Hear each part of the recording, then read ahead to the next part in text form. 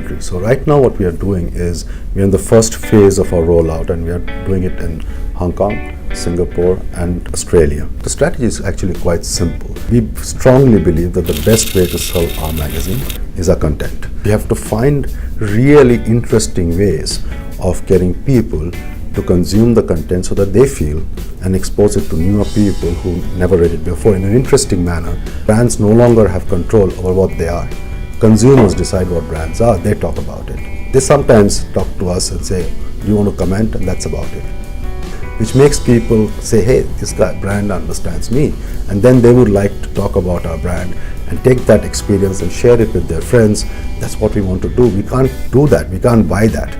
But if we can get 1,000 people in Hong Kong over a particular experience to take photographs of whatever they're doing and share it and share that content across with their friends, job is done.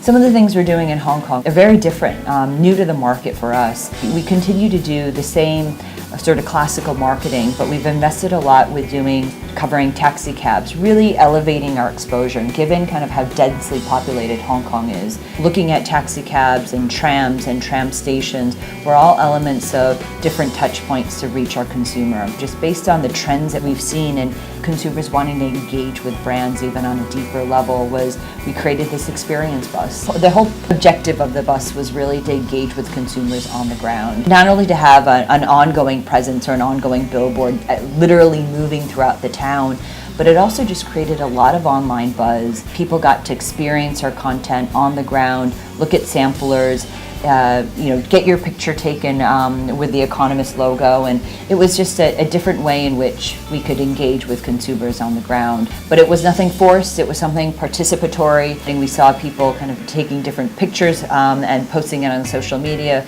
sharing it with their friends on Facebook, sharing it with their friends on Twitter. So at this experience, customers and passers-by can grab a free coffee, grab some free chocolate, and related back to stimulation for your mind and the samplers that we're giving out, where people can find out more about the great content The Economist offers.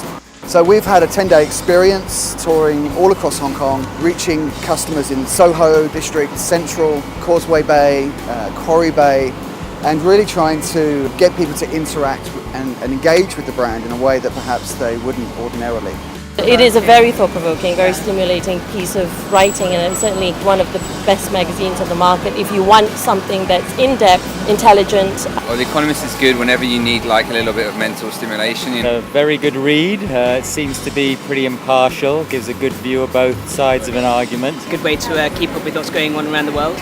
Like the liberal international perspective chimes with my own. I'm a loyal reader. It makes me think of like discussions, anything that sort of brings you out of your daily life and makes you think about some new things. That's what exactly The Economist is about.